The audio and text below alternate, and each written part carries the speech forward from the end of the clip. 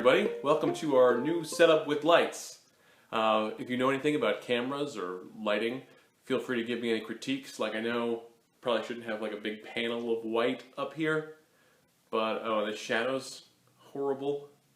But I'm doing what I can, and if you have some suggestions, feel free to throw them my way.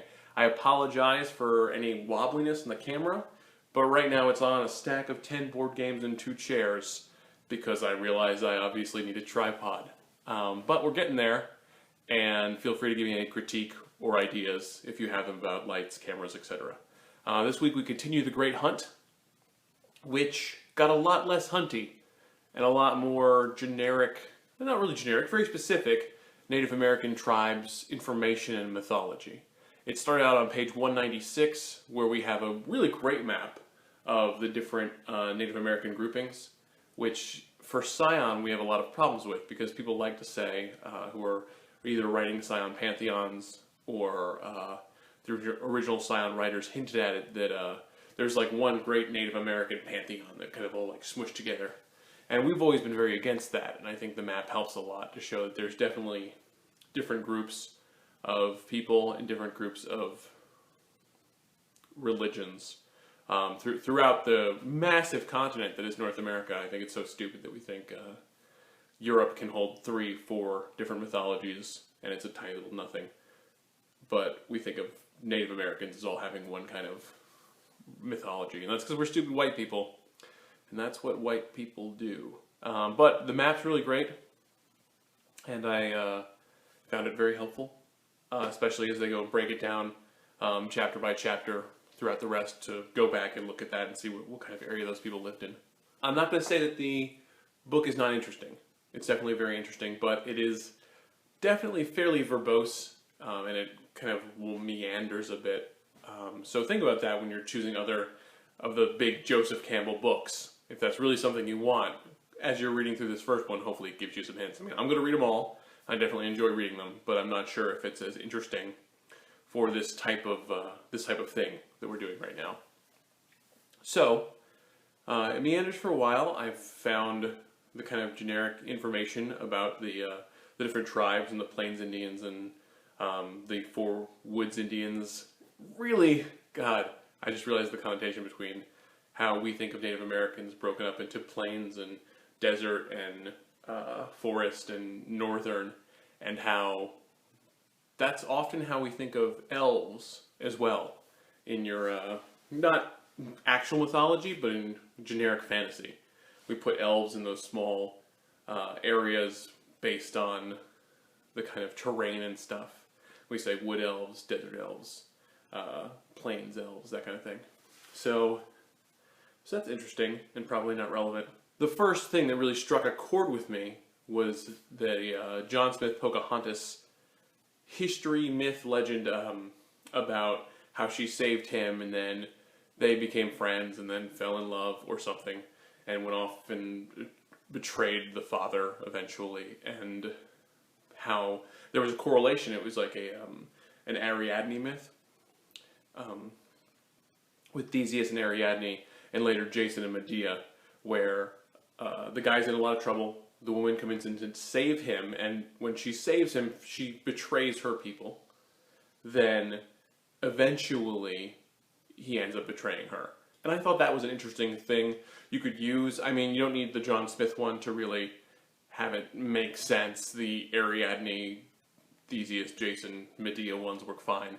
But that over here in North America, there was a similar one to that, although we call it history instead of mythology, because we believe it actually happened. It continues for a large section talking about the setup of the communities of the different groups of Native Americans. I don't think any of us thought they actually all lived in teepees, or they were kind of spread out, or didn't have a real civilization. I think we're all more knowledgeable than that, but it does go into great depth describing how the houses were set up and how different rituals happened, and how meals and general sociological things about the people happened. And I thought that was all very interesting, and it could be used for a overworld or a terra very well about those people, especially if you had maybe a terra that the Native Americans kind of created, brought into existence that was a lot like the old ways before Europeans showed up. I'm just brainstorming, so I don't have an actual idea of how that might have happened. Perhaps something about the ghost dance, which we'll talk about a little later, maybe created that. That could be really cool. So this is a lot of good information for a storyteller that you could use to kind of make that Terra work and make that Terra make sense later, to give it a lot of good Native American feel. They're talking about their ceremonies, the kinds of different things they would have, and there is a fucking brutal one where, I don't know why, I guess all ancient peoples have these kind of brutal ceremonies, but this one's on page 230, and they're in a massive, I'm not sure it's called a teepee because I think they're actually wooden, but this massive building, and there's ropes thrown in over the top, and young kids come in and they cut chunks out of their chest or back, and then they put the ropes in them, and they like string them up into the ceiling by their body, and they're just kind of hanging there suffering, and then they're like beating them and spinning them around so they hurt more, and then when they can't take it anymore, they like scream out to their gods. Their god specifically, the god of heaven, I forget the name.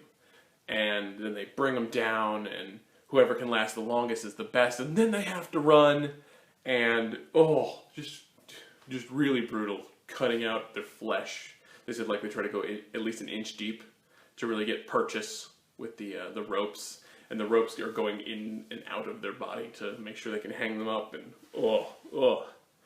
So that's a ceremony. You could do that to scions, and that'd be pretty cool and brutal, and they might not live. So then we get to the bit on the ghost dance, and that's a really cool phenomenon that I've used in games before, especially the 1850s game, which is actually taking place when this phenomenon is happening. The ghost dance is an eschatological dream that this one guy had. No, eschatological is what my degree is in, and I can never say it. But basically, it's stuff that has to do with the end of the world.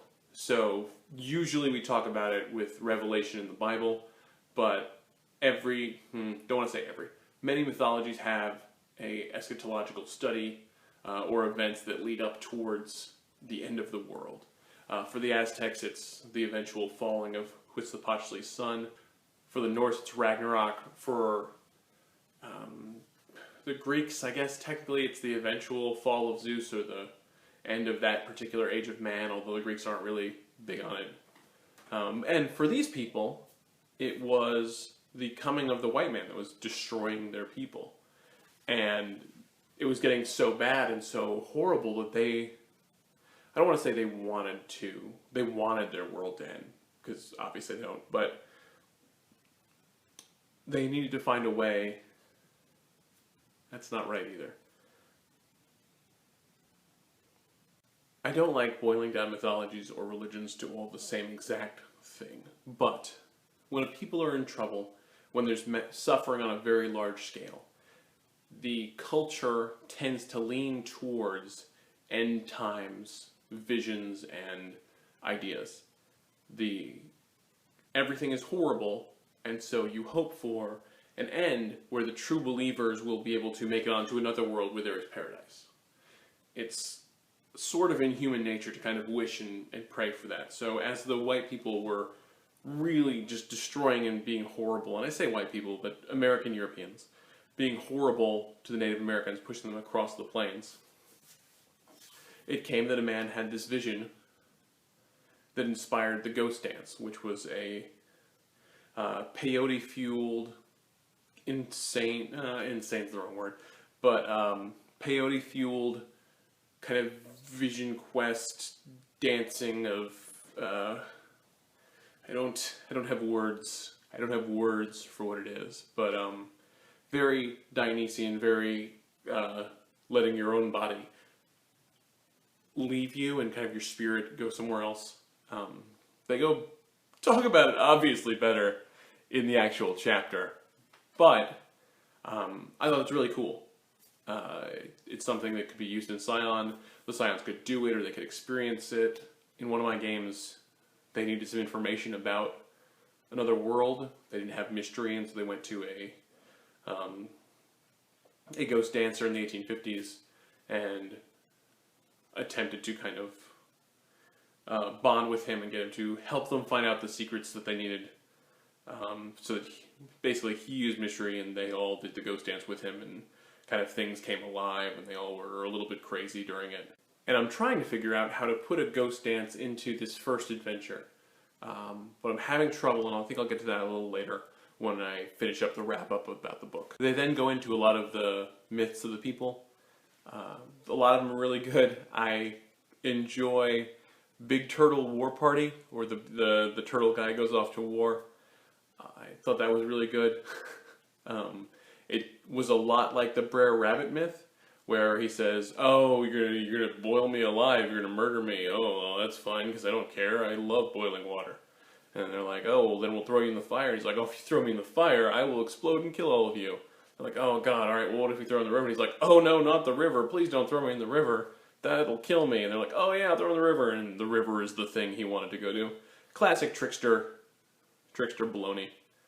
But never saw it from a turtle before. It was an interesting one to read, and I had first heard that one as a kid with the Brer Rabbit myth, or cartoon, or whatever you want to call it. And then the next couple pages, several pages, are just, I don't want to say just, but they're about the slow decline of Native Americans, and the really sad, kind of horrible watching of a society completely get destroyed and decline, and all really good stuff, and stuff that people should know, and they need to realize that we did that to them. I say we, I mean I wasn't, my family wasn't even here back then, but that it was pretty horrible, and we don't want to, it's complete, I don't think has much to do with Zion, but is stuff we want to remember, so that future generations we try not to do that kind of thing. Like if we go to colonize Mars, and there's Martians there, like, let's not do the same thing. And like this book so often does to me, it's like kind of morose thing, and it's like, oh, new chapter. Hey, did you know that there's these people to the far south in South America, La Fuego? My Spanish is horrible.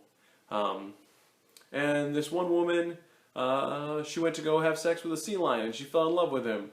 And it was a really great time. They had great kids, and everything was wonderful. And then, while she was gone, her brothers murdered him and fed the kid's father to him.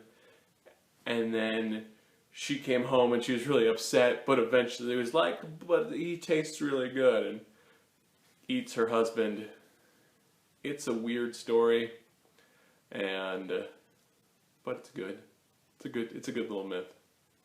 That's on page, if you're not reading everything, it's on page 261.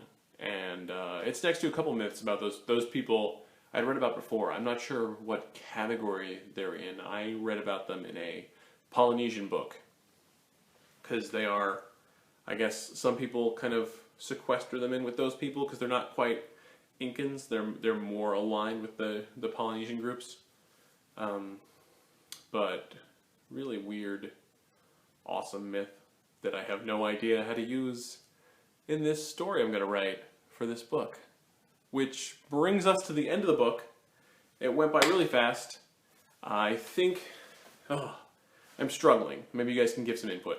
I want to read these books quickly. Like, I don't want it to take a full year to read all these books. But I also don't want to give you guys 60-page like chunks if you guys can't kind of deal with them. So I'm thinking about maybe cutting it down to 40. What do you guys think is an amount of pages you feel comfortable reading in a week, knowing that you can skip whatever you want and not read anything, and I'm not going to grade you on anything? Let me know.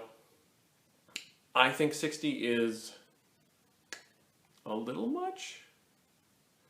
Like, I definitely can do more. It's been tough this week, past 2 weeks really, with Anne kind of laid up and having to take care of her and stuff, but I think I should be able to do 60 normally.